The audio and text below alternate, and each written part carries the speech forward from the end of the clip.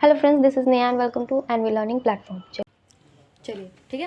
अब हमारा next chapter पढ़ते हैं हम ह्यूमन फिजियोलॉजी का excretory product and there elimination. ठीक है, यहाँ तक ये सर्कुलेशन तक कंप्लीट हो गया था। चलिए देखो, सबसे पहले क्या है, यहाँ पे लिखा हुआ है animals accumulate ammonia, uric acid, urea, carbon dioxide, water and ions like sodium, potassium, chlorine, phosphate, sulphate etc। बोला जा रहा है आइदर बाय मेटाबॉलिक एक्टिविटीज़ और by the other means like excess nitration. बोल रहा है कि ये एनिमल्स है जो एक्यूमुलेट करता है, मतलब बॉडी में उसके इकट्ठा हो जाती है, अमोनिया इकट्ठा हो जाती है, यूरिया इकट्ठा हो जाती है, uric acid, carbon dioxide, water और अदर आयंस। आयंस में भी कुछ जैसे sodium ions, potassium ion, chlorine ion, phosphate ion, sulphate ion. ये सब कैसे होता है, ये हम जो हमारी बॉडी जो मेटाबॉलिक एक्टिविटीज़ करती है, जो सेल्स हमारी बॉडीज़ के अंदर जो सेल्स है वो सारे मेटाबॉलिक एक्टिविटीज़ करती हैं, तो उस एक्टिविटीज़ के थ्रू ये सब क्या आता है, ये सब हमारा एक्सक्रीटरी प्रोडक्ट के एज ए रूप में बनता है बॉडी में और एक्यूमुलेट हो जाती है। वो सारे एक्यूमुलेशन को हम बाहर निकाल देते हैं, क्या बोलते हैं, एजेशन के थ्रू। और ये सब है एकदम हमारे बॉडी में एक्सेस अमाउंट में पाया जाता है, उस टाइम एक्यूमुलेट हो जाता है।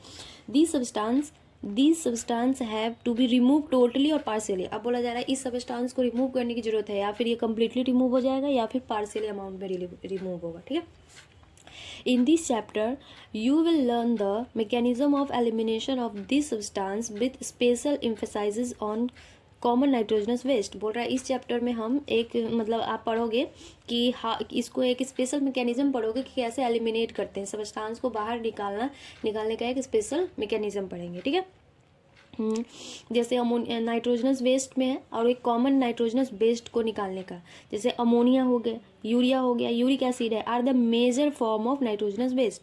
जिसमें अमोनिया, यूरिया, यूरिक एसिड ये सब नाइट्रोजनस वेस्ट पढ़ रहे हो तो उसमें है, वो होता है एक्सक्रीट होता है एनिमल्स के थ्रू। अमोनिया, आप देखिए क्या है कि ammonia is the most toxic. जितना हमने पढ़ा अमोनिया, यूरिया, यूरिक एसिड, इस तीनों में अमोनिया हमारा सबसे ज़्यादा टॉक्सिक होता है। ठीक है, फॉर्म होता है required large amount of water for its elimination. और इसको एलिमिनेट करने के लिए, बॉडी से बाहर निकालने के लिए हमें बहुत ज़्यादा अमाउंट ऑफ पानी की रिक्वायरमेंट है। कम अमाउंट ऑफ पानी की रिक्वायरमेंट से ये बाहर निकाल नहीं पाओगे आप। ठीक है, अब इसके where as uric acid being the least, जिसमें यूरिक एसिड है उसमें बहुत कम, मतलब कम अमाउंट में पानी भी रहेगा तभी भी ये बाहर निकल जाएगा, can be remove with minimum loss of water. तो इसी से आप पता कर सकते हो कि अमोनिया का मतलब निकालने के लिए कौन सा एनिमल्स में ammonia as excretory product use होगी, मतलब पाई जाती होगी, और कौन में uric acid as excretory product पाई हो जाती है। इससे भी दिमाग में आप लगा सकते हो। ठीक है, अब देखिए क्या, the process of excreting ammonia is called ammonotelism. जो अमोनिया को एक्सक्रीट करते हैं बाहर उसको हम एमोनोटेलिज्म बोलते हैं। उसका एग्जाम्पल दिया है बोनी फिशेस, एक्वेटिक अम्फीबियंस और एक्वेटिक इंसेक्ट। देखिए, बोनी फिशेस कहाँ होती है, पानी में होती है। एक्वेटिक एम्फीबियंस ये भी पानी में होती है, एंड कुछ एक्वेटिक इंसेक्ट्स होते हैं वो भी पानी में होते हैं। ये सब क्या है, पानी में होते हैं। अब पानी में पानी की क्या होते हैं, एक्वेटिक, ये सब क्या है, पानी में रहते हैं, जिसमें पानी इनफ है तो आराम से अपना अमोनिया को बाहर एक्सक्रीट आउट कर देगा। ठीक है, समझ गए। Ammonia as it is readily soluble and is generally excreted by diffusion across body surface and through the gill surface in fish as ammonium ions. बोला जा रहा है कि अमोनिया है जो रेडियली सोल्यूबल, मतलब ये आराम से सोल्यूबल हो जाता है, पानी में मिल जाता है, और इसको ये बेसिकली पानी के साथ डिफ्यूज करके और ये बॉडी से बाहर निकल जाएगा, पानी में मिल जाएगा और उसके थ्रू, या फिर गिल्स से, मछलियों के केस में गिल्स से के थ्रू ये पानी में सरफेस मिल जाएगा और उसके बाद अमोनियम आयन बनाएगा, NH4 आयन, NH4+, और इसके थ्रू ये किडनी, उसके बाद इसके थ्रू ये बॉडी सरफेस में से, बॉडी में से क्या डिफ्यूजन के थ्रू बाहर निकल गई और बॉडी में से गिल्स के थ्रू बाहर निकल गई, बाहर निकल गई तो बाहर एक्सक्रीट आउट हो गई। यही तो करना था बेसिकली हमारा। Kidney do not play its significant role. इसमें किडनी कोई भी सिग्निफिकेंट रोल नहीं निभाता है। क्यों नहीं निभाता है, क्योंकि अब इसमें क्या है, किडनी का काम का क्या था, फिल्ट्रेशन को पानी मतलब फिल्ट्रेट करके हम फिर उसके बाद यूरिन बनाना, यूरिन बना के यूरिन के थ्रू बाहर निकल के हमें यूज़ कर लेते, मतलब लिक्विड फॉर्म में हम बाहर निकालते थे यूरेथ्रा और एनस के पेनिस के थ्रू। लेकिन अब इसमें क्या है, इसमें तो जरूरत है ही नहीं। क्या है कि ये पानी में घुल के बाहर निकल ही गया, तो बाहर निकलने के बाद क्या हुआ कि आराम से अब इसकी कोई किडनी की रिक्वायरमेंट ही नहीं हुई इसको। ठीक है, अब देखिए Terrestrial adaptation necessitate the production of lesser toxic nitrogenous waste like urea, uric acid for conversion of water। तो बोला जो टेरेस्ट्रियल है, जो अब तो ये तो बात थी हमारा एक्वेटिक एनिमल्स के बारे में बात हुई। अब जो एनिमल्स हमारा टेरेस्ट्रियल मतलब ज़मीन पे रहते हैं, तो उस केस में क्या होता है, उस केस में नॉर्मली बेसिक केस का टॉक्सिक नाइट्रोजनस सब्सटेंस जो होती है वो या फिर यूरिया होती है या यूरिक एसिड होती है, ठीक है, जिसमें इसलिए क्योंकि हमारे धरती पे तो पानी उतनी नहीं है ना, तो पानी की मतलब पानी में तो हमेशा नहीं रहते, तो इसमें कम अमाउंट में पानी में भी ये आराम से हो जाता है। अब उसमें देखिए mammals, many terrestrial amphibians, marine fishes mainly excrete urea are is called ureotelic. जो इसमें मैमल्स है, कुछ टेरेस्ट्रियल एम्फीबियंस है और मेरीन फिशेज है, ये सब क्या है, ये सब अपने बॉडी से ना यूरिया को एक्सक्रीट आउट करता है, हम लोग यूरिया एक्सक्रीट आउट करते हैं, तो इसलिए हम लोग यूरियोटेलिक होते हैं, ठीक है यार।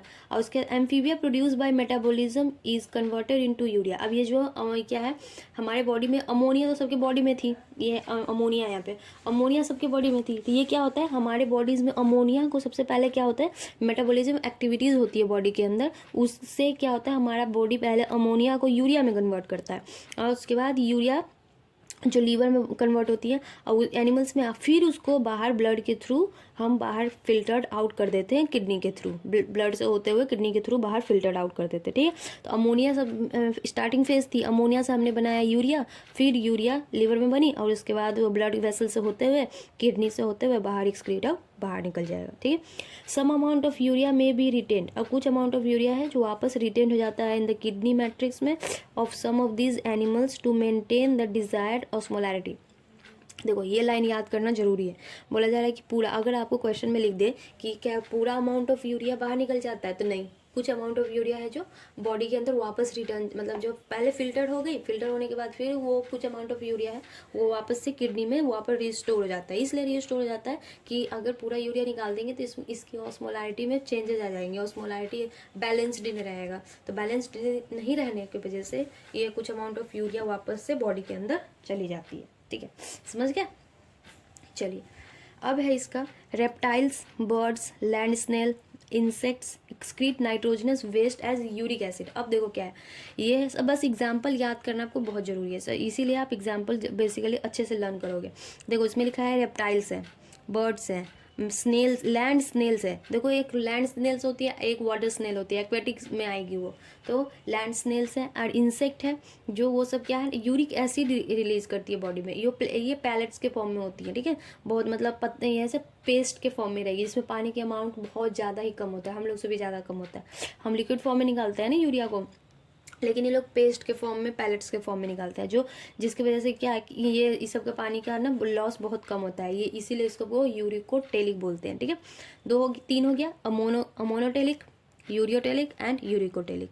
आई होप आपको ये तीनों समझ आ गया होगा। चलिए आगे बढ़े। चलिए देखो इसमें मैंने मेन मतलब सबसे ज़्यादा अमोनिया मतलब अमोनिया का और यूरिया का दोनों का डिफरेंस दिखाया है, ठीक है, क्योंकि हमें अमोनिया और यूरिया में बेसिकली ज़्यादा डिफरेंस देखना होता है, क्योंकि यूरिया हम लोग रिलीज करते हैं, अमोनिया बेसिकली ये तो प्राइमरी प्रोडक्ट है। तो देखो सबसे पहले क्या है, अमोनिया है जो सभी एनिमल्स में प्रोड्यूस होते हैं। अभी हमने देखा क्योंकि हमारे बॉडी में भी पहले अमोनिया बनती है, फिर अमोनिया हमारे बॉडी में लीवर में यूरिया में कन्वर्ट होता है, फिर ये यूरिया हमारे बॉडी से किडनी के थ्रू एक्सक्रीट आउट होता है। तो ये वाला लर्न कीजिएगा कि अमोनिया प्रोड्यूस होता है सभी मतलब एनिमल्स में, ये बस ये वाली लाइन 100% याद कीजिए, very important.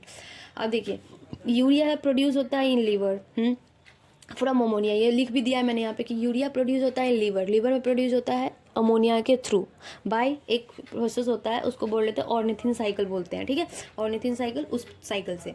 Ammonia high toxic है, बहुत ज़्यादा टॉक्सिक है, यूरिया बहुत कम टॉक्सिक है, उतना ज़्यादा नहीं है। अमोनिया नॉट स्टोरेबल, अमोनिया का आप बॉडी में स्टोर करके नहीं रख सकते हो। यूरिया को स्मॉल, हमने अभी देखा स्मॉल अमाउंट पे इसको हम स्टोर कर लेते हैं बॉडी में, मतलब रीस्टोर किए ना हमने, वापस से रीअब्जॉर्ब किया। और इसके बाद अमोनिया रेडियली सोल्यूबल है और ये तभी तो पानी में आराम से घुल जाता है, सोल्यूबल मीन्स वाटर के बारे में दिया जा रहा है। और यूरिया है ना बहुत कम सोल्यूबल है, ये उतना ज़्यादा सोल्यूबल नहीं होता।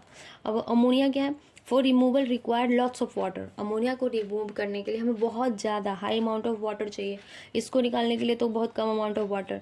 ये डिफ्यूजन थ्रू से चला जाता है, अभी हमने पढ़ा कि बॉडी के डिफ्यूजन से, स्किन से, क्योंकि डिफ्यूजन प्रोसेस तो स्किन पे ही होगी, तो डिफ्यूजन थ्रू से प्रोसेस से चला जाता है। और गिल्स से भी हमने देखा, गिल्स प्रोसेस से भी चला जाता है अमोनियम फॉर्म में, NH4 प्लस के फॉर्म में।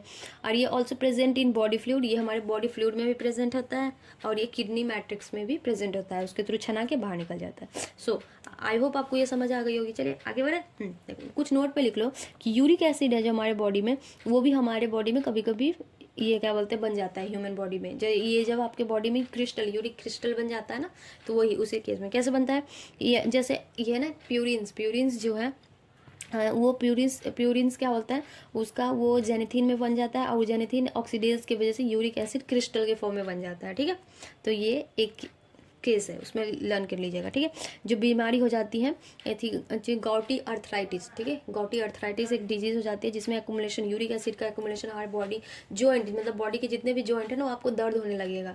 ठीक है, अर्थराइटिस सुने होंगे ना, जैसे पहले बोला जाता था कि बुढ़ापे में अर्थराइटिस हो जाता है, कि बोलता नहीं घुटने दर्द हो रहे हैं, कमर दर्द हो रही है, हाँ, तो वो सब के बीच में क्या होता है, उसको गॉटी अर्थराइटिस हो जाता है। उस बीच में उसका यूरिक एसिड का क्रिस्टल जम गया, यूरिक एसिड का क्रिस्टल बन जाता है, तो वही क्रिस्टल की वजह से क्या होता है, बॉडी के जॉइंट, जहाँ भी बॉडी के जितने भी जॉइंट है ना, उस सब जॉइंट में दर्द होने लगता है।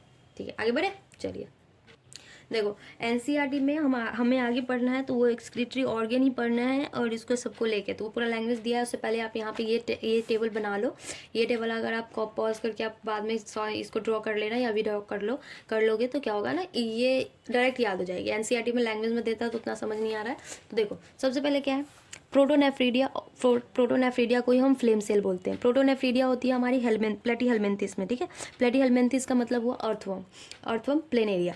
ठीक है, रोटिफर इसमें भी होता है, सम एनिलिड्स, कुछ एनिलिड्स में भी प्रोटोनेफ्रीडिया होती है, एंड सिफेलोकॉर्डेट, उसमें भी हम सिफेलोकॉर्डेट में भी हमने पढ़ा था क्या, प्रोटोनेफ्रीडिया। ठीक है, एम्फिऑक्सस, सिफेलोकॉर्डेट का एग्जांपल है एम्फिऑक्सस। अब दूसरा है नेफ्रीडिया। नेफ्रीडिया बेसिकली आती है एनिलिड्स में, मींस अर्थवर्म में एंड अदर एनिलिड्स में। ठीक है, मल्फिजियन ट्यूब्यूल्स, ये आप कॉकरोच वाले में पढ़ोगे, जब कॉकरोच चैप्टर पढ़ते हैं ना उसमें बेसिकली है, तो आप इंसेक्ट याद कर सकते हो, insect including cockroach.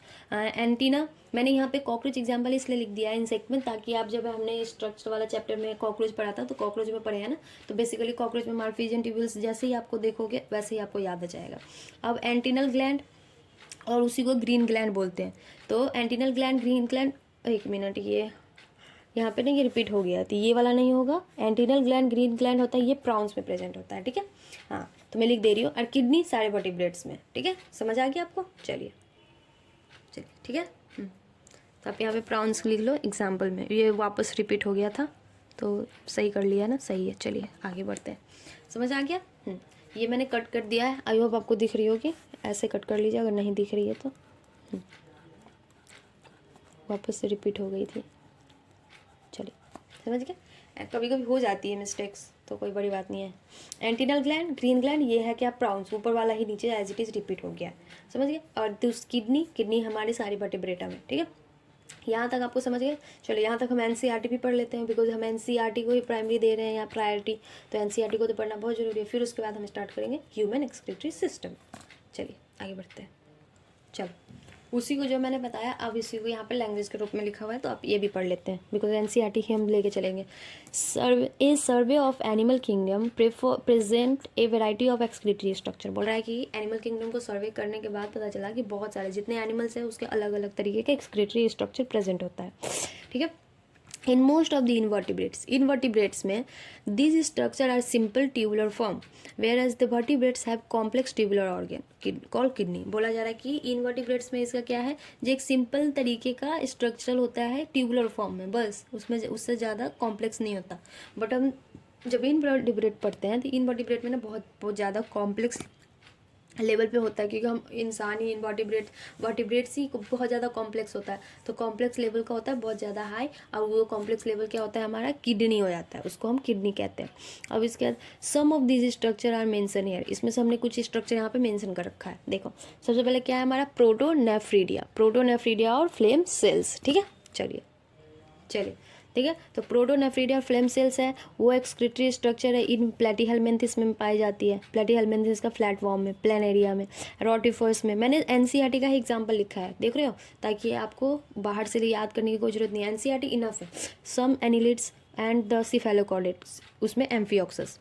Protonephridia are primary concern with ionic and fluid क्या होता है रेगुलेशन, इसको ऑस्मो रेगुलेशन भी यूज बोलते हैं। बेसिकली ऑस्मो रेगुलेशन हम इसमें बोलते हैं सिफेलोकॉर्डेट में। इसमें क्या कहता है, प्रोटोनेफ्रीडिया को हम कंसर्न करते हैं आयनिक और फ्लूइड का वॉल्यूम को मेंटेन करने के लिए, उसके रेगुलेशन करने के लिए, तो उसको हम बोलते हैं ऑस्मो रेगुलेशन। ठीक है, समझ आ गया।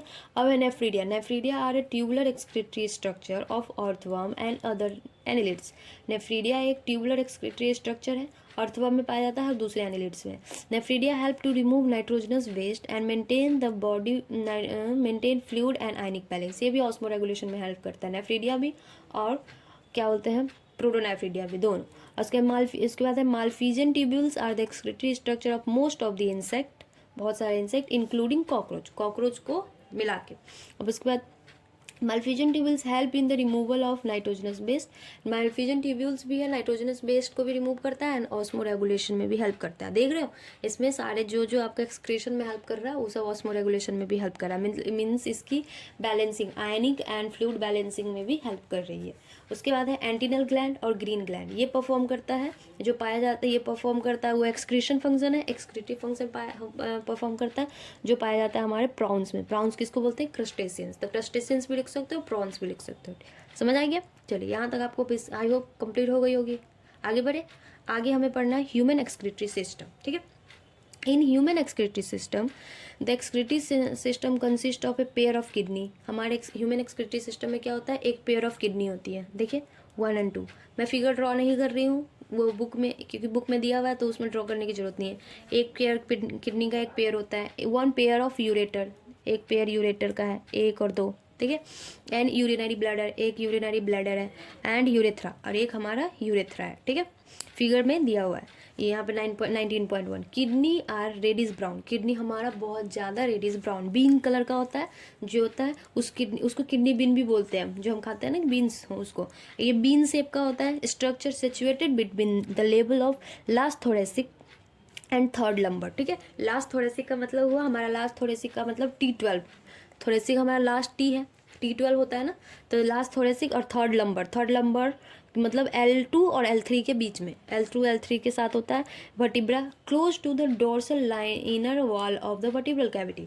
बोला जा रहा है कि डोर्सल मतलब ये है जो आपके वॉल के साथ कनेक्टेड होता है, लेकिन डोर्सल बाहर, ये हमारा पेरिटोनियम के बाहर होता है, पेरिटोनियम के आउटर साइड, इसके लिए हम इसको रेट्रोपेरिटोनियम भी बोलते हैं। ठीक है, ये एब्डोमिनल कैविटी के बाहर वाला डोर्सल इनर वॉल पे होता है। ठीक है, समझ गए यहाँ तक। चलिए आगे मैं दिखा देती हूँ आपको। यहाँ पे देखिए, यहाँ पे मैंने लिख दिया है रेट्रोपेरिटोनियम, यहाँ पे लिखा है ना kidney situated to the dorsal wall of the abdominal cavity. तो एब्डोमिनल कैविटी का मतलब हुआ यहाँ पे रेट्रोपेरिटोनियल। रेट्रोपेरिटोनियल का मतलब हुआ द एरिया हैविंग आउटसाइड और बिहाइंड द पेरिटोनियम। पेरिटोनियम के बाहर या फिर पेरिटोनियम के पीछे होगी, मतलब ये पेरिटोनियम के अंदर नहीं है, तो इसलिए इसको हम बोलते हैं रेट्रोपेरिटोनियल। ठीक है, समझ गए, यही बस, क्योंकि ये एक बार पूछा हुआ है, रेट्रोपेरिटोनियम करके पूछा हुआ है, इसलिए मैं आपको रेट्रोपेरिटोनियल समझा रही हूँ। ठीक है, यहाँ से समझ आ गया। हम NCERT को पढ़ा रही हूँ मैं, तो हम, क्योंकि अगर मैं बहुत लंबा पढ़ाने चलूँ तो बहुत टाइम लगेगा, हमको 2 घंटे में पूरा चैप्टर कंप्लीट करना है, तो NCERT को ही कवर करते चलेंगे। चलिए आगे बढ़े, देखिए चलिए। ठीक है, देखो अब यहाँ से each kidney of an human adult a measure है 10 to 12 सेंटीमीटर इन लेंथ। मतलब प्रत्येक किडनी जो होती है हमारी ह्यूमन अडल्ट, ये एवरेज लेके चला है एक अडल्ट का, जिसका लेंथ दिया है किडनी का 10 से 12 सेंटीमीटर, उसकी वेड्थ दी हुई है 5 to 7 सेंटीमीटर, और उसकी मोटाई जो गर्थ थिकनेस होगी वो थिकनेस दी हुई है 2 to 3 सेंटीमीटर। ठीक है, और उसका ऑन एन एवरेज वेट, और उसका वेट दिया है 120 से 170 ग्राम का किडनी का होगा। ठीक है, ये मेजरमेंट है, ये याद कर लीजिएगा, वैसे कभी पूछा नहीं है बट सही है ना, याद ही कर लो तो ज़्यादा बेटर है। Toward the centre of the inner concave surface of the kidney is a notch called hilum. बोला जा रहा है कि सरफेस, देखो यह कहाँ बोला जा रहा है कि टुवर्ड द सेंटर, सेंटर क्या है, ये हमारा सेंटर है। हाँ, तो यही सेंटर है हमारा, तो उसमें एक इनर कनकेव है, ये हमारा कनकेव ही तो है, ये वाला जो देख रहे हैं आप, ये वाला कनकेव है, तो यहाँ पे एक हाइलम प्रेजेंट होता है। ठीक है, तो आप इसको यहाँ पे एक हाइलम भी लिख सकते हो। ठीक है, हाइलम। ठीक है, दिख रही है। चलिए, एक हाइलम होता है नॉच शेप का, वो थ्रू विच इसी हाइलम से हमारा यूरेटर है, ब्लड वेसल्स है एंड नर्व्स है, सारा एंटर करता है यहाँ से हमारे किडनी में। ठीक है, अब देखो inner to the hilum, hilum के अंदर, इनर टू द हाइलम एक ब्रॉड फनल, देख ये सब आपको पूरा किडनी का दिया है। उससे पहले यहाँ पे देख लो किडनी का पूरा शेप देखिए, ये क्या है हमारा, सबसे पहले है ये किडनी, ये हमारा किडनी को मतलब काट के आपको दिखा रहा है अंदर का पोर्शन, ये वाला ऐसा किडनी ऐसा होता है बाहर से देखो तो, ठीक है। तो ये पहले बाहरी रूप देखिए, ये दो हमारे पास है, ठीक है, ये ट्यूब से दो, और उसके बाद क्या है, ये एक रीनल आर्टरी और एक रीनल वेन का है, ठीक है हमारा। और उसके बाद है ये हमारे किडनी के ऊपर एक एड्रिनल ग्लैंड रहता है, वो है हमारा रीनल वेन है ये, ठीक है, रीनल आर्टरी है। उसके बाद क्या है, रीनल आर्टरी क्या करती है, हमारी ऑक्सीजनेटेड ब्लड लेके जाती है प्लस यूरिया, ठीक है। और रीनल वेन क्या है, ये डीऑक्सीजनेटेड ब्लड प्लस यूरिया, उसमें से यूरिया नहीं होता, ये लेके जाती है, ठीक है। अब उसके बाद ये है डोर्सल अयोटा, ये वाला जो रेड वाला आपको दिख रहा है ये डोर्सल अयोटा है, समझ रहे हो। हाँ, अयोटा का मेन काम क्या होता है, अयोटा हमारा ब्लड को बॉडी से लेकर हार्ट से लेकर पूरे बॉडी में पहुंचाता है, ठीक है। तो हार्ट से लेकर पूरे बॉडी में पहुंचाएगा, तो ये भी तो हमारा किडनी में भी पहुंचाएगा। तो यही है कि पूरा यहाँ से यूरिन वाला जो है blood, oxygenated blood plus urine वाला, क्योंकि पूरे बॉडी से लेके आएगा तो पूरे बॉडी से ये यूरिन भी लेके आएगा, यूरिन पूरे बॉडी से, यूरिया मीन्स पूरे बॉडी से, नॉट यूरिन नहीं, पूरे बॉडी से यूरिया लेके आएगा ऑक्सीजनेटेड ब्लड के साथ, डोर्सल अयोटा। यही डोर्सल अयोटा हमारे यहाँ क्या है, रीनल आर्टरी में आएगी, रीनल आर्टरी में ऑक्सीजनेटेड ब्लड इसको देगी, और फिर यहाँ से यूरिया भी देगी, और फिर यहाँ से छना के यूरिया निकल के बाहर आ जाएगा यूरेटर में, और फिर यहाँ से वापस रीनल वेन के थ्रू ये बचा हुआ हमारा ब्लड को वापस रिपीट कर देगा। क्यों, क्योंकि वापस रिपीट करेगा तो इसमें क्या है, डीऑक्सीजनेटेड ब्लड तो हो गई नहीं, क्योंकि इसमें से भी तो कुछ CO2 वगैरह होगी, लेकिन इसमें इस वाले में क्या होगी, इसमें हमारा यूरिया नहीं होगा, ये दिमाग में लगा लीजिए, ठीक है। ये हमारा है डोर्सल अयोटा और ये है वेना कावा, ठीक है, इन्फीरियर वेना कावा, समझ गए। इन्फीरियर इसलिए है क्योंकि बॉडी के नीचे है, सुपीरियर मतलब हमारे बॉडी के ऊपर होता है, हो गया, ये नीचे होता है ना, किडनी हमारा इधर है। अब ये है यूरिनरी ब्लैडर का 3 लेयर होता है, यहीं पर लिख लो, ठीक है, आप कॉपी में लिख लीजिएगा, मैंने यहीं पर लिख दिया है कि यही इसमें ड्राइंग में आता है ना, तो ज़्यादा अच्छे से याद आता है। NCERT पता है आपको ज़्यादा खचपन, मुझे ज़्यादा अच्छा लगता है अगर सुंदर सा लगता है अगर NCERT में पूरा रखा हो, कि बुक निकालने की जरूरत नहीं है। एक बार जब NCERT पढ़ने स्टार्ट किया हमने बुक, तो उसमें आपको सारा कुछ एज इट इज़ यहीं पर मिल जाएगा, इसीलिए मैंने सारा कुछ यहीं लिख दिया। देखो स्पेस है, छोटा छोटा सा लिख दिया है मैंने, देखो क्या है, यूरिनरी ब्लैडर है, उसका आउटर लेयर है जो फाइब्रस लेयर का बनाता है, मिडिल लेयर स्मूथ है जिसमें डिट्रूसर मसल होते हैं, और इनर लेयर है जिसमें ट्रांजिशन एपिथेलिया होता है। ट्रांजिशनल एपिथेलिया आपने पढ़ा होगा, यूरिनरी ब्लैडर में होता है, ठीक है। और इसमें कुछ स्पिंचर भी होते हैं, देखो जैसे 2 स्पिंचर हमने पढ़ा है, एक है आउटर स्पिंचर, एक है इनर स्पिंचर, ठीक है। जिसमें आउटर स्पिंचर हमारा वॉलेंट्री है, मतलब उसको आप आराम से अपने मर्जी से खोल सकते हो, अपने मर्जी से बंद कर सकते हो, इट डजंट मैटर। लेकिन ये इनर स्पिंचर होता है ना, इनवॉलेंट्री है, इसको अगर आपका एक बार आउटर स्पिंचर खुल गया तो इनर स्पिंचर को कोई नहीं रोक सकता, ये अपने मर्जी का मालिक है, ये इसको आप अपने मन से बदल सकते हो, रेगुलेट कर सकते हो। बट इनर स्पिंचर भाई साहब ये तो राजा है, अपने मन मर्जी के मालिक है, समझ गए। चलिए आगे बढ़े, चलो फिर, ठीक है। सो कहाँ थे हाँ, हम यहाँ पे थे कि ईच की ये हो गया, टुवार्ड द सेंटर हमने हाइलम पढ़ लिया, नॉच जो यहाँ से इनर टू द हाइलम के अंदर एक ब्रॉड शेप फनल होता है, उसको हम कहते हैं रीनल पेल्विस, ठीक है। रीनल पेल्विस होता है विद प्रोजेक्शन कॉल्ड कैलिक्स, ठीक है। ये सब आपको नेक्स्ट वाला पेज में बना हुआ है, मैं अभी आपको दिखा रही हूँ।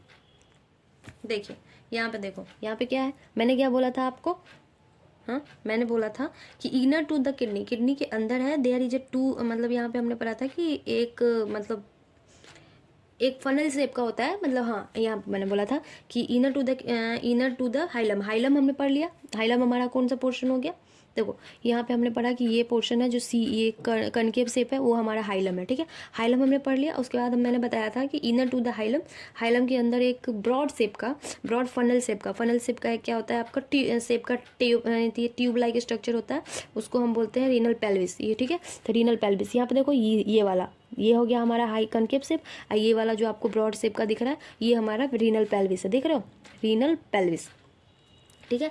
और उसमें प्रोजेक्शन है, और उसके जो पूरा का पूरा प्रोजेक्शन है जो ऐसे वो कैलिक्स शेप का हो जाता है, ठीक है। देख रहे हो आप ये वाला, ये प्रोजेक्शन जो ये है उसको हम बोलते हैं कैलिक्स। जैसे ये पूरा का पूरा आपका हो गया हमारा ये पेल्विस के अंदर एक ये शेप की वजह से ये आपका जो हमारा ये क्या बोलते हैं, एक तो हमारा बनेगा यहाँ पे क्या कॉर्टेक्स है, कॉर्टेक्स के अंदर जो हमारा कैप्सूल्स लाइक स्ट्रक्चर मेडुलरी में बनती है, तो उसकी वजह से ये एक शेप बन रही है, तो उस शेप की वजह से ये कैलिक्स शेप का हो जाता है, ठीक है। वही एक्सक्यूज मी, कैलिक्स शेप का हो जाता है, ठीक है। उसके बाद आगे बढ़ते हैं। देखो उसके बाद क्या दिया है कि outer layer of the kidney, kidney का जो आउटर लेयर है इज टफ कैप्सूल, इसके मतलब जैसे हमने किडनी पढ़ाई है तो हमारा इनसाइड सरफेस है, यहाँ पे भी देख सकते हो, बट यहाँ पे मैंने इसलिए नहीं दिखाया क्योंकि ये बहुत छोटा है। इस छोटे पे भी देख सकते हो कि ये कनकेव शेप का है। मैं थोड़ा ऊपर उठा दूँ तो आई होप आपको दिख रही होगी, नहीं दिख रही है, देखो ये देखिए ब्लड जा रही है क्या, नहीं नहीं जा रही। यहीं पे देख लीजिए, यहाँ पे है ये वाला जो आपका पोर्शन है, ये हमारा कैलिक्स हो गया, ये हमारा हो गया हाइलम, हाइलम ये हाइलम के अंदर ये जो हरीसन है ये पेल्विस है, पेल्विस ये रीनल पेल्विस, रीनल पेल्विस के अंदर ये जो हमारा है वो कैलिक्स है, समझ गए। अब उसी में बोला जा रहा है कि आपको क्या बोला जा रहा है कि आउटर साइड, अब यहाँ पे देखिए यहाँ तक तो समझ गए, रीनल एक outer layer of the kidney, kidney का जो ये वाला लेयर है इस वाले के बारे में बोल रहा है, ये बहुत मतलब ज़्यादा टफ कैप्सूल से बना होता है कि ताकि कि मतलब ये अगर टफ नहीं रहेगी तो स्मूथ रहेगी तो मतलब प्रॉब्लम हो सकती है ना बॉडी में, तो इसीलिए मतलब बहुत टफ सा रहता है, टफ सा कैप्सूल रहता है, ठीक है। जैसे बीन्स का रहता है उतना टफ नहीं रहता, बीन्स शेप का जैसा रहता है, लेकिन बॉडी के रिस्पेक्ट में टफ रहता है। अब उसके बाद क्या है, अब देखिए इनसाइड द किडनी, अब किडनी के अंदर की बात हो रही है, ठीक है, क्योंकि अब ये यहाँ ख़त्म इसकी बात हो रही है, अब देख लो, अब हम इसकी बात करेंगे। इनसाइड द किडनी, किडनी के अंदर there is a 2 zone, 2 zone है। एक जोन है जो आउटर कॉर्टेक्स जिसको बोलते हैं, ये वाला रीजन है, देखिए यहाँ पे दिख रहा है ये वाला कॉर्टेक्स रीजन है, and the second is inner medulla. देखो मैं इसी में दिखा रही हूँ आपको, देखिए दिख रही है, देखिए दिख रही है, ये वाली रीजन है, इस वाले रीजन को हम कॉर्टेक्स बोलते हैं, और इसके अंदर वाली ये रीजन है, ये जैसे देख रहे हो ना ये, हाँ तो ये वाला हमारा रीजन मेडुला है, ठीक है, समझ गए। चलिए अच्छी बात है, यहीं पे थी समझ में, इसलिए मैं एनसीईआरटी में समझा रही हूँ कि यहाँ पे आपको आराम से यहीं पे समझ आ जाएगा। चलिए आगे बढ़े, चलिए अब हो गया मेडुला। अब medulla is divided into few conical masses, अब देख रहे हो कि मेडुला एक कॉनिकल मासेस में डिवाइडेड है, ये देख रहे हो यहाँ से, तो ये तो दिख ही रहा होगा, ये कॉनिकल मासेस में डिवाइड है, इसको हम बोलते हैं मेडुलरी पिरामिड, ये पिरामिड जैसा शेप का होता है और मेडुला में बना होता है, इसके लिए इसको हम बोलते हैं मेडुलरी पिरामिड। अब जैसे कि हम इकोनॉमिक्स वाले चैप्टर पर हो ना इकोलॉजिकल, इकोलॉजिकल वैसे ही तो पिरामिड बनाते हैं ना, देखो इजी में बना के दिखा रहे हैं ऐसे पिरामिड, तो इस पिरामिड को अगर उल्टा कर दो तो कुछ इसी तरीके का दिख रहा है, पिरामिड है और एम्ब्रियो मेडुला बनाया था, इसके लिए हम बोलते हैं मेडुलरी पिरामिड। आइए है प्रोजेक्टिंग इनटू कैलिक्स, आइए हमारे क्या है, इसका जो एंड पॉइंट है ये कैलिक्स के अंदर प्रोजेक्ट होती जा रही है, देख रहे हैं कैलिक्स के अंदर प्रोजेक्ट होती जा रही है। एक सिंगल कैलिक्स, अगर एक सिंगल रहता है तो उसको कैलिक्स बोलते हैं, बहुत सारा रहता है कैलिसेस लिखा हुआ है, ठीक है। अब आगे बढ़ना था, the cortex extend in between the medullary pyramid as a renal columns is called column of Bertini। बोला जा रहा है कि कॉर्टेक्स है जो एक्सटेंड हुआ हमारा मेडुलरी रीजन में, मेडुलरी पिरामिड इसका वो क्या है, तो ये देखो क्या लिखा हुआ है कि हमारा ये कॉर्टेक्स इसी पोजीशन के बारे में बोला जा रहा है कि ये कॉर्टेक्स है, एक्सटेंड है, इसमें मेडुलरी पिरामिड है, ये मेडुलरी रीजन है, मेडुलरी रीजन के 2 रीजन के बीच में स्पेस है, उसी स्पेस को हम क्या बोलते हैं, मेडुलरी पिरामिड के बीच का स्पेस है तो उसको हम बोलते हैं कॉलम ऑफ बर्टनी। देखो मैंने इसमें लिख भी दिया है COB का मतलब कॉलम ऑफ बर्टनी, ठीक है, समझ आ गया यहाँ तक। चलिए आगे बढ़ते हैं। देखो अगर वहाँ पे आपको कन्फ्यूज़न हुआ, उसमें समझ नहीं आता, मैं यहाँ पे भी आपको समझा सकती हूँ, इसमें थोड़ा ज़्यादा क्लियर व्यू दिख रहा है, देख लीजिए यहाँ पे क्या है, ये वाला बेसिकली हमारा रीजन है, ये वाला जो हमारी हो गई ये हम हाइलम के बाद ये एक तो आप रीनल वेन है ब्लू वाली, और ये रीनल आर्टरी है रेड वाली, और उसके बाद है ये हमारी यूरेटर जो नीचे जाएगी, और ये हमारा हो गया रीनल पेल्विस, और इसके अंदर ये पोर्शन है उसको हम बोलते हैं कैलिक्स। एक हुआ तो रीनल कैलिक्स, और ऐसे ऐसे बहुत सारे हैं तो कैलिसिस, ठीक है, यहाँ तक समझ आ गया। अब ये हमारा है कॉर्टेक्स, बाहर वाला लेयर है ये हमारा कॉर्टेक्स है, अंदर वाला मेडुला है, ये भी समझ आ गया। अब देखो ये मेडुलरी पिरामिड है, ये हमारा मेडुलरी पिरामिड है, ठीक है, ऐसे ये भी मेडुलरी पिरामिड, ये भी सारा एज इट इज़, ठीक है। और ये 2 मेडुलरी पिरामिड के बीच में जो कॉर्टेक्स का स्पेस है, उसी कॉर्टेक्स के स्पेस को हम COB बोलते हैं, COB बोले तो कॉलम ऑफ बर्टनी, समझ आ गया आपको। और ये है जो बाहर वाला लेयर हमारा, उसको कैप्सूल्स बना था ना, रीनल कैप्सूल्स, ठीक है, और ये हमारा जो है रीनल कॉलम, 2 कॉलम के बीच का ये स्पेस है उसको रीनल कॉलम बोलते हैं। आई होप आपको ये डायग्राम जो है वो समझ आ गई होगी, समझ आ गया। चलिए आगे बढ़े, चलिए अब देखो क्या लिखा हुआ है, each kidney has nearly 1 million complex tubular structure call nephron, मतलब एक किडनी के में अंदर हमारे पास कितनी किडनी है, 2 किडनी है, तो एक किडनी के अंदर हमारे पास लगभग 1 मिलियन हमारे पास कॉम्प्लेक्स ट्यूबुलर स्ट्रक्चर होता है, जिसको हम नेफ्रॉन बोलते हैं, ठीक है। तो 2 किडनी है तो हमारे पास 2 नेफ्रॉन होगा, ऐसा 2 मिलियन नेफ्रॉन होगा, ऐसा कन्फ्यूजन वाला क्वेश्चन आता है कि अगर आपके पास लिख देगा 1 million complex tubular structure called nephron is present in in both kidneys, हाँ, या फिर इन ह्यूमन किडनीज। ये ध्यान से देखिएगा, क्वेश्चन ऐसे इसका करता है। यहाँ पे ईच किडनी लिखा है, हाँ, यहाँ पे ईच ना लिख के सीधे लिख देगा कि human kidney has nearly 1 million of complex tubular structure called nephron. आप ध्यान नहीं दोगे कि यहाँ पे ईच लिखा हुआ है, ईच पे ध्यान नहीं दोगे और तो आपका आंसर क्या हो जाएगा, गलत हो जाएगा। ठीक है, ये होता है, ये ऐसे ऐसे सिली मिस्टेक्स हो जाते हैं बच्चों को, अच्छे अच्छे बच्चों की सिली मिस्टेक्स हो जाती हैं। सो इस पे ज़्यादा ध्यान देंगे। ठीक है, तो यहाँ पे हम क्या करेंगे, ईच किडनी की बात की, हमारे पास 2 किडनी है और एक किडनी की बात कर रहा है कि एक किडनी में 1 मिलियन है, तो दोनों मिला के 2 मिलियन। समझ गया?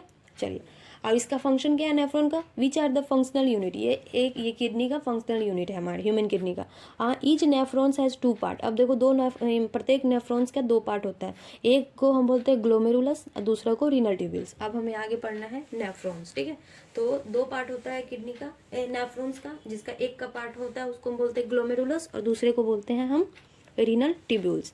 ग्लोमेरुलस क्या होता है, एक टफ्ट स्ट्रक्चर होता है, tuft of structure of capillaries, capillaries का मतलब बहुत सारा कैपिलरीज को मिला के देख रहे हो, ये हमारा ग्लोमेरुलस है। ये ग्लोमेरुलस है, ये बहुत सारे कैपिलरीज को मिला के बनाया हुआ है। ठीक है, फॉर्म्ड किया हुआ है। इसमें क्या है, tuft of capillaries formed by afferent arteriole. इसमें ये इस साइड ये आपका एफरेंट आर्ट्रियोल है और ये इफरेंट आर्ट्रियोल है। ठीक है, afferent arteriole a fine branch of renal artery, बहुत मतलब ये रीनल आर्टरी का ब्रांचेस दिया हुआ है, वो है यहाँ पे, ये रीनल आर्टरी है ना, ये रीनल आर्टरी का ब्रांचेस दिया हुआ है। ठीक है, blood from the glomerulus, glomerulus से हमारा ब्लड क्या है, is carried away by the efferent arteriole. बोला जा रहा है कि इससे ब्लड आएगी, यहाँ पे फिल्टर्ड होगी और उसके बाद इफरेंट आर्ट्रियोल से ब्लड क्या होगा, बाहर निकल जाएगा, ये फंक्शंस में आएगा। ठीक है, आगे का नेक्स्ट प्रोसेस करने के लिए। आई होप आपको यहाँ तक समझ आ गया होगा। चलिए आगे बढ़े।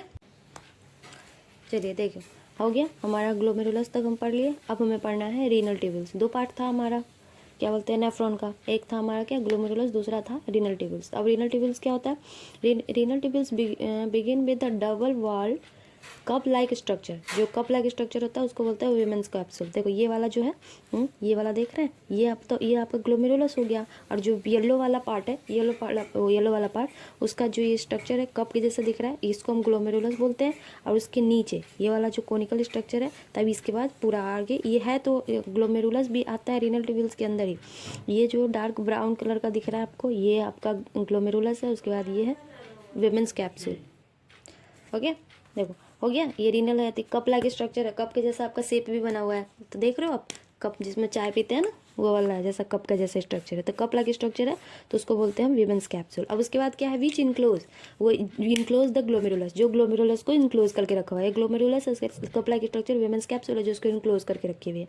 यहाँ तक हो गई। अब उसके बाद क्या बोल रहा है, उस glomerulus is called Malpighian body. और इसको, ये वाला पोर्शन है जो आपको देख सकते हो, इस वाले पोर्शन को हम मालफिजियन बॉडी बोलते हैं। ठीक है, मालफिजियन बॉडी और रीनल कार्पेसल्स, रीनल ट्यूब्यूल्स का ये रीनल कार्पेसल्स पोर्शन है। ठीक है, तो इसको आप ऐसे भी कर सकते हो, यहाँ पे लिख लो मालफिजियन बॉडी या रीनल कार्पेसल्स। ठीक है, चलिए अंडरलाइन ही कर लो, ज़्यादा बेटर है। देखिए हो गया कि इसको ग्लोमेरुलस के साथ हमारा वीमेंस कैप्सूल को कवर करने के बाद जो पूरा स्ट्रक्चर बना, उसको हम मालफिजियन बॉडी बोलते हैं। मालफिजियन ट्यूब्यूल से कंफ्यूज मत हो जाइएगा, ये कंफ्यूज करता है। मालफिजियन बॉडी और रीनल कार्पेसल्स, ठीक है, ये बोलते हैं। मालफिजियन बॉडी और मालफिजियन ट्यूब्यूल्स अलग चीज़ होता है, ये ध्यान में रखिएगा। ठीक है, मालफिजियन बॉडी और कॉर्पसल्स। ठीक है, मालफिजियन बॉडी और मालफिजियन कॉर्पसल्स, इसको हम बोलते हैं। समझ गए? ठीक है, अब इसके बाद क्या है, द ट्यूब्यूल्स कंटिन्यू। अब ये ट्यूब्यूल है, यहाँ तक हमने पढ़ लिया। अब ये ट्यूब्यूल्स कंटिन्यू करता है further to form highly coiled network. Highly coiled network है ये जो देख रहे हो, हाईली क्वाइल्ड नेटवर्क के उसमें है ये प्रॉक्सिमल कन्वोल्यूटेड ट्यूब्यूल्स। ये जो हाईली क्वाइल्ड है यहाँ पे आप देख रहे हो, इसको हम बोलते हैं प्रॉक्सिमल कन्वोल्यूटेड ट्यूब्यूल्स। और इसके बाद ये नीचे है, जो नीचे वाला लूप है, इसको, इस दोनों को हम बोलते हैं साथ में। बस आप यहाँ पे येलो पोर्शन याद रखिएगा, यहाँ पे येलो पोर्शन ही ध्यान दीजिए। अभी के लिए भूल जाओ कि यहाँ पे कोई डार्क ब्राउन कलर का भी पोर्शन है। ठीक है, तो येलो कलर का जो नीचे दिख रहा है उसको बोलते हैं हेनलेज लूप। ठीक है, लूप ऑफ हेनले या हेनलेज लूप। यहाँ पे आप ये लूप ऑफ हेनले लर्न कर लो या फिर हेनलेज लूप लर्न कर लो। ठीक है, अब उसमें 2 तरीके का होता है लूप लूप ऑफ हेनले है जो 2 है। एक आप देख सकते हो कि एक ट्यूब नीचे जा रहा है, ये ट्यूब है जो नीचे जा रही है, रेड से दिख रहा है, ट्यूब नीचे जा रही है तो उसको बोलते हैं हम असेंडिंग डिसेंडिंग, और ऊपर ये क्योंकि वापस ऐसे जाएगा ना, ये इसका पाथ कुछ ऐसा है, ऐसे पास होकर फिल्टर, इसमें जो फिल्टर हो गई यहाँ पे आई, फिल्टर होने के बाद ये पास ऐसे करेगी, ऐसे ऐसे ऐसे ऐसे ऐसे नीचे जाएगी, नीचे ऐसे, फिर यहाँ से फिर ये ऊपर जाएगी, तो ये ऊपर जाएगी तो ये असेंडिंग, तो ठीक है। ये वाली descending loop of loop of Henley है, ये ascending lymph of loop of Henley है। और इसके बाद फिर देखिए यहाँ पे कर्व लाइक स्ट्रक्चर, तो इसको हम बोलते हैं डिस्टल कन्वोल्यूटेड ट्यूबल्स, DCT और इसको PCT, समझ गए। अब इसके बाद ये हमारा है कलेक्टिंग डक्ट, यहाँ पे हमारा पूरा कलेक्ट होकर रह जाता है। यहाँ तक ये फिगर आपको अच्छे से समझ आ गया, इस फिगर में कोई प्रॉब्लम नहीं है, आगे बढ़े चलिए। देखो यही है, हेयर पिन के जैसा स्ट्रक्चर है, मतलब वो लूप ऑफ हेनले या जो देखा ना आपको हेयर पिन जैसा स्ट्रक्चर दिख रहा था, तो याद इसको बोलते हैं हेनलेज लूप और loop of Henle is the next part of the tubules. उसी का आगे स्टेटमेंट दिखा है, which has the descending and the ascending lymph. The ascending lymph continue to another highly coiled tubular ये रीजन, इसको बोलते हैं DCT, digital convoluted tubules. Ascending lobe याद है ना, ये वाला पोर्शन जो आती है, ये जो था नीचे जाना, नीचे जाने के बाद ये असेंडिंग, ऊपर वाला जो हाईली क्वाइल्ड स्ट्रक्चर फिर बनाता है उसको बोलते हैं डिजिटल कन्वोल्यूटेड ट्यूबल्स, DCT। अब देखो DCTs ऑफ मेनी नेफ्रॉन्स, बहुत सारे नेफ्रॉन ओपन होता है इनटू कलेक्टिंग डक्ट। वो जो एक लंबा सा कलेक्टिंग डक्ट था उसमें बहुत सारे नेफ्रॉन है, हमारा मिलियंस ऑफ नेफ्रॉन है, तो वो मिलियन ऑफ नेफ्रॉन का कलेक्टिंग डक्ट्स में ये स्ट्रेट क्या करते हैं, उसमें ये करता है, ओपन होता है एक स्ट्रेट ट्यूब में, उसको बोलते हैं collecting duct. Many of which converge and open into the renal pelvis. अब उसके बाद क्या हुआ, उतना होने के बाद ये सारा का सारा पोर्शन आ जाएगा रीनल पेल्विस पे, ठीक है। Through beach medullary pyramid in the calyx, हाँ मेडुलरी पिरामिड है उस कैलिक्स के, उसके थ्रू ये मेडुलरी पेल्विस में आ जाएगा, ठीक है। यहाँ पे देखिए यहाँ तक जितना फंक्शन होना था सारा हो गया। अब उसके बाद क्या है, ये मेडुलरी पिरामिड से होते हुए पूरा फंक्शन यहाँ पे यहाँ पे जो रीनल कैलिक्स है वो कैलिक्स में आ गया, और रीनल कैलिक्स के थ्रू होते हुए यहाँ पे रीनल पेल्विक्स में आ गया, रीनल पेल्विक्स में आ गई, और रीनल पेल्विक्स के थ्रू होते होते फिर ये यूरेटर में आएगी, यूरेटर के होते होते तो आप बाहर क्या हो जाएगा, यूरिनरी ब्लैडर, और यूरिनरी ब्लैडर से बाहर फिर यूरेथ्रा के थ्रू आउट, समझ गए। यही है, ये पूरा फंक्शन इस सब में हो रहा था, ये सारे के सारा मेडुलरी रीजन में हो रहा था। बाद में यहाँ पे आपको इस रीजन में आया, इस रीजन के आने के बाद यहाँ पे मेडुलरी रीनल पेल्विस में आया, रीनल पेल्विस के बाद ये आया यहाँ पे यूरेटर में, यूरेटर से होते हुए यूरिनरी ब्लैडर, यूरिनरी ब्लैडर से यूरेथ्रा के थ्रू एक्सक्रीट आउट, समझ गए। समझ गए कैसे कैसे, ये इसका पास समझ गए पूरा कि हमारा यूरिन कैसे होता है।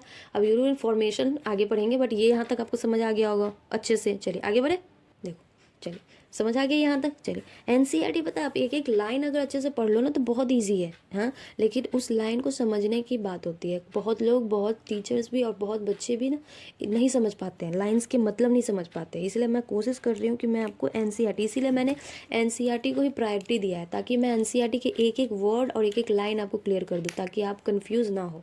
तो अगर आपको अच्छा लगे, पसंद आए तो चैनल को सब्सक्राइब कीजिए और बेल आइकन को दबा के रखिएगा, ताकि आपको जब भी मेरा जब भी मैं अपलोड करूँ तो आपको डायरेक्ट नोटिफिकेशन चला जाएगा। और शेयर कर दो ताकि और ज़्यादा आपके साथ साथ और आपके फ्रेंड्स को भी ज़्यादा इससे बेनिफिट हो जाए, ठीक है। चलो अब देखो मालफिजियन कॉर्पस्कल्स, अब भैया इसके बाद यहाँ तक तो समझ गए। अब देखिए मालफिजियन कॉर्पस्कल्स हमने क्या पढ़ा था, मालफिजियन कॉर्पस्कल्स किसको बोलते हैं, दोबारा से मैं याद दिला देती हूँ। देखिए यहाँ पे प्लेस पलट के, Malpighian corpuscle is equal to glomerulus plus Bowman capsule, glomerulus plus Bowman capsule, इस दोनों का जो जोड़ देते हैं तो ये बनता है हमारा मालफिजियन बॉडी। यहाँ पे मैंने बॉडी मालफिजियन बॉडी और फिर मालफिजियन कैप्सूल्स, दोनों सेम ही होता है, ठीक है। रीनल कॉर्पस्कल, मालफिजियन कॉर्पस्कल उसी को बोलते हैं, ठीक है। यहाँ पे अगर बॉडी है मालफिजियन, यहाँ पे देखो यहीं NCERT में ही कॉन्ट्राडिक्ट किया है, इसलिए मैं आपको बार बार दिखा रही हूँ। देखो NCERT में यहाँ पे आपको लिख दिया है मालफिजियन कॉर्पस्कल, ये मैं आपके लिए दिखा रही हूँ, इसको मैंने जूम किया है क्योंकि बच्चे आगे जाके कन्फ्यूज हो जाएंगे। 11th-12th के बच्चे होते हैं ना तो थोड़े से कन्फ्यूज तो हो ही जाते हैं। यहाँ पे देखिए मालफिजियन कॉर्पस्कल्स लिखा हुआ है, और यहाँ पे आइएगा, यहाँ पे देखिए 1 मिनट बस, और यहाँ पे देखिए यहाँ पे आपको मालफिजियन बॉडी दिया हुआ है, बॉडी लिखा हुआ है, ठीक है, लेकिन इसके साथ साथ आपको रीनल कॉर्पस्कल्स भी लिखा हुआ है, ठीक है। सो आप यहाँ पे फिर कंफ्यूज हो जाओगे कि मालफिजियन कॉर्पस्कल्स किसको बोलते हैं, तो मालफिजियन कॉर्पस्कल्स, मालफिजियन बॉडी, रीनल कॉर्पस्कल्स सब सेम होता है, ठीक है। तो इसके लिए आप कंफ्यूज मत होइएगा। यहाँ पे एक और लिख लीजिए, यहाँ पे और लगाइए, फिर और लगाइए, मैं लिख दे रही हूँ ताकि आप कंफ्यूज ना हो। मालफिजियन मैं एक एक वर्ड क्लियर करूँगी आपका, कॉर्पसल्स, ठीक है। देखिए समझ गए, यहाँ पे आपका मालफिजन बॉडी भी वही होता है, मालफिजन कॉर्पसल्स भी वही होता है, मालफिजन और रीनल कॉर्पसल्स भी होती है, सब एक ही को बोलते हैं। अब आपको आई होप आपका क्लियर हो गया होगा। आगे बढ़े, चलिए आगे बढ़ूँ। देखो अब क्या है, यही Malpighian corpuscles PCT DCT of the nephron are situated in the cortical region of the kidney. अब देखो हमने पढ़ा था क्या, किडनी का दो रीजन होता है, एक कॉर्टिकल एक मेडुलरी, जिसमें से किडनी का हमने पढ़ा, उसमें से क्या बोला जा रहा है कि मालफिजन कॉर्पसल्स पीसीटी डीसीटी, ये यहाँ तक आपका क्या है, ये कॉर्टिकल रीजन में, किडनी की कॉर्टिकल रीजन में प्रेजेंट होता है। Where as loop of Henle's ये प्रेजेंट होता है मेडुला में। देखिए मैं दिखा रही हूँ, देखिए यहाँ पे देखो, ये है आपका क्या कहते हैं, मालफिजन corpuscles plus PCT plus DCT, यहाँ से लेकर ये यहाँ पे देखो दिख रहा है। चलिए ये पूरा का पूरा रीजन आपका यहाँ तक अप टू यहाँ तक, ये लिखा हुआ ये वर्ड इसके लिए मैं यहाँ ले गई, ये पोजीशन मत कर लीजिएगा, यहीं तक डीसीटी यहीं तक है ना हमारा, तो यहाँ तक क्या है, ये हमारा कॉर्टेक्स रीजन है, ठीक है, कॉर्टिकल रीजन। दिख रहा है क्या, नहीं दिख रहा है, चलिए ये कॉर्टिकल रीजन है, ठीक है, आप दिखेगी, दिख रही है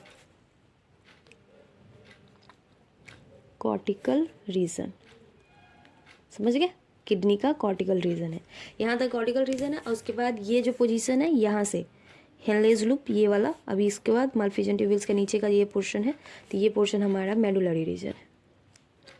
मैं सारा आपका एनसीईआरटी में ही लिख रही हूँ, इसकी वजह से कि आपको कन्फ्यूज़न ना हो। एनसीईआरटी में सारा लिख के रखोगे ना तो क्या होता है ना कि 10 पेजेस बदलनी नहीं पड़ती। अब रात में भी एक बार पलट लो सोते टाइम, तो भी सारा कुछ आपके आंखों के सामने दिखेगा, समझ गए। चलिए आगे बढ़े, चलिए समझ आ गया।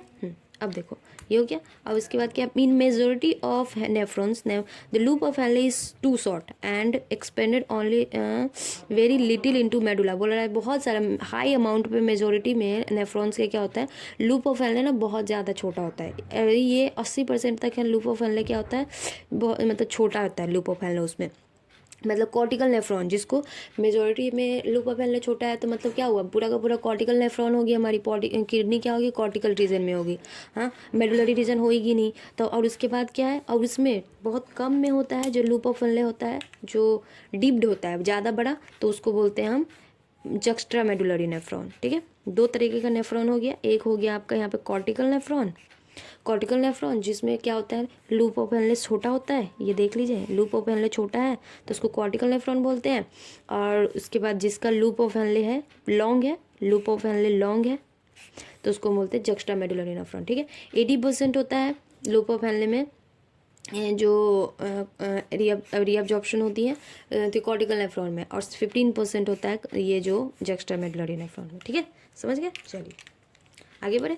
द इफरेंट आर्ट्रियोल जो हमने पढ़ा है, efferent arteriole emerge out from the glomerulus से form a fine capillary network around the renal tubules is called peritubular capillaries. अब देखिए क्या बोला जा रहा है, तो ये क्या बोला गया, बोला जा रहा है कि इफरेंट आर्ट्रियोल्स, ये हमारा इफरेंट आर्ट्रियोल्स है, ये इमर्ज कर रहा है। अब दोनों साइड पेज फोल्ड करके खोल के रखिएगा तो आपको समझ आएगा। मैं एक साइड पढ़ रही हूँ एक साइड दिखा रही हूँ, बट ये फोटो में नहीं दिख रहा है। देखिए इफरेंट आर्ट्रियोल है हमारा, ये इमर्ज हुआ आउट, ये इमर्ज आउट होके ग्लोमेरुलस से ही निकल के जा रहा है ना, ये निकल के पूरा का पूरा आपको क्या नेटवर्क बना रहा है, नेटवर्क पूरा कैपिलरी का नेटवर्क बना दिया आपके रीनल ट्यूब्यूल्स के अराउंड, ये देख रहे हो रीनल ट्यूब्यूल्स के अराउंड सारा नेटवर्क बना दिया। यही नेटवर्क को हम पेरीट्यूबुलर कैपिलरीज बोलते हैं। ये जो अब आपको ब्राउन जैसा दिख रहा है, इस ब्राउन को हम पेरीट्यूबुलर कैपिलरीज बोलते हैं। ये समझ आ गया। चलिए यही लिखा हुआ था आपके बुक में, ठीक है। देखो अब उसके बाद क्या है, यहाँ पे देखिए, यहाँ पे लिखा हुआ है, हाँ यहाँ पे a minor vessel of this network run parallel to the Henle's loop. ये हेनलेज लूप के पैरेलल रन करता है, जैसे हेनलेज लूप है उसी के parallel loop forming U shape है, ये यू शेप फॉर्म करता है, इसको हम वासा रेक्टा बोलते हैं, ठीक है। और उसके बाद वासा रेक्टा इज एब्सेंट और highly reduce in cortical nephron. अब हमने पढ़ा दो नेफ्रॉन, एक जक्स्ट्रा मेडुलरी और एक कॉर्टिकल नेफ्रॉन। तो उसमें जो जक्स्ट्रा मेडुलरी में है उसमें क्या है, वासा रेक्टा हमारा प्रेजेंट, कभी कभी एब्सेंट ही होता है, कभी कभी क्लियरली पूरा कंप्लीटली एब्सेंट हो जाता है, कभी कभी क्या होता है कि प्रेजेंट होगा लेकिन ज़्यादा अमाउंट में प्रेजेंट नहीं होगा, कॉर्टिकल नेफ्रॉन के केस में, समझ गए। यहाँ तक हमारा ओवरव्यू आपको अच्छे से समझ आ गया होगा कि हमारा किडनी कैसे फिल्टर करता है, कौन सा ऑर्गन्स किस टाइम कहाँ से, उसका पाथवे पूरा क्लियर होगा कि कहाँ से स्टार्ट हुई, स्टार्ट होने के बाद कैसे कैसे फिल्टर हुई। ठीक है, ये पूरा का पूरा आपको आराम से पूरा अच्छे से क्लियर हो गया होगा। ठीक है, सो अब हमें इसके बाद बेसिक की अब पढ़ना तो है कि हमारा यूरिन हमने निकाल दिया यहाँ तक आके यूरिन, लेकिन यूरिन कहाँ बनी, वो भी तो यूरिन कैसे बनी अब ये देखना है। ठीक है, चलिए अब मैं सोच रही हूँ कि मैं यहीं तक रहने दूँ। ठीक है, हाँ मुझे पता है कि आज का वीडियो शॉर्ट हो गया, बट मैं आने वाले अगले वाले वीडियो में ना पूरा चैप्टर क्लियर कर दूँगी, पूरा चैप्टर को ही, चाहे 1 घंटे 2 घंटे जितने घंटे भी लगे, बट उसको मैं पूरा चैप्टर करूँगी। ठीक है, ये चैप्टर थोड़ा शॉर्ट हो गया है बिकॉज आज मेरे पास टाइम कम था।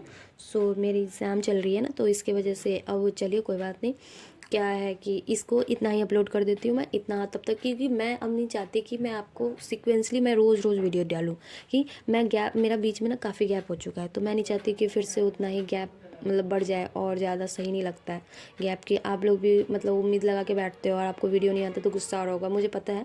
तो बीच में मेरे काफ़ी ज़्यादा ब्लॉकेज हो गया ना, बैक हो गए, तो अब मैं उस बैक को थोड़ा कवर करना चाहती हूँ, तो मैं हर दिन कुछ ना कुछ वीडियो ज़रूर अपलोड करूँगी। तो आज थोड़ा कम है, लेकिन मैं अगले बार तो कोशिश करूँगी कि मैं एक चैप्टर को 1 दिन से ज़्यादा ना दूँ, 2 दिन से ज़्यादा, सॉरी, एक चैप्टर इसको भी मैं कोशिश करूँगी कि मैं एक चैप्टर 1 दिन में भी डाल सकती हूँ, उसमें कुछ बड़ी बात नहीं है। बट प्रॉब्लम यहाँ ये आता है ना कि आप 1 दिन में पूरा क्लियर नहीं समझ पाओगे, और मैं समझाती हूँ तो उसमें क्या होता है ना कि मैं थोड़ा एक्सप्लेन भी अच्छे से करती हूँ, मुझे समझाने का थोड़ा टाइम जाता है, तो मेरा टाइम जाता है, तो उसकी वजह से वीडियो लेंदी हो जाती है, तो ये लेंदी हो जाएगी वीडियो, तो फिर आपको भी ज़्यादा प्रॉब्लम है इंटरनेट का, और मुझे तो प्रॉब्लम नहीं है, बट आपको प्रॉब्लम है इंटरनेट का, तो ये भी नहीं करना ना कि एक ही चैप्टर में आपका लद गए। इसीलिए मैं इसको मैक्सिमम 2 दिन में मैं एक चैप्टर कंप्लीट कर दूंगी सिर्फ। ठीक है, जितने चैप्टर है ह्यूमन फिजियोलॉजी के मैं 2 दिन में कंप्लीट कर दूंगी। ठीक है, तो ये आपको कल पक्के से क्लियर हो जाएगा। कल ये चैप्टर में ये कितना भी टाइम लगे, कल हो सकता है 2 घंटे का बन जाए, मैं बना दूंगी, लेकिन मैं ये एक्सक्रीटरी वाला चैप्टर पूरा कल कंप्लीट हो जाएगा हमारा। ठीक है, चलिए, मतलब चैप्टर पर डिपेंड करता है, जैसे न्यूरल चैप्टर हो तो थोड़ा बड़ा है, तो हो सकता है उसमें 3 लेक्चर लग जाए, लेकिन मैं क्लियर कोशिश करूँगी कि 2 में लग जाए। तो आज यहीं तक रहने देते हैं, आज मैं यही अपलोड कर दूँगी, मतलब इतना ही वीडियो यहीं तक का, फिर आज के लिए इतना ही। चलिए ओके बाय। चैनल को सब्सक्राइब कीजिए, लाइक कीजिए और बेल आइकन को दबाइए, और वीडियो को शेयर कीजिए जितना कर सकते हो उतना, और सब्सक्राइबर बढ़ाइए ताकि मुझे भी अच्छा लगे।